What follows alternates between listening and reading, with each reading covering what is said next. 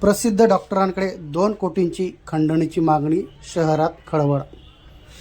पाचोरा ग्रामीण रुग्णालयाचे वैद्यकीय अधिकारी डॉक्टर सतीश टाक यांना अज्ञात व्यक्तीकडून अश्लील व्हिडिओ व्हायरल करण्याची धमकी देत थेट 2 कोटी रुपयांची खंडणी मागितल्याची संतापजनक घटना नुकतीच उघडकीस आली। या प्रकारामुळे पाचोरा तालुक्यात केवळ वैद्यकीय वर्तुळातच नव्हे तर पत्रकार, सामाजिक कार्यकर्ते तसेच सर्वसामान्य जनतेतही तीव्र संताप व्यक्त होत आहे।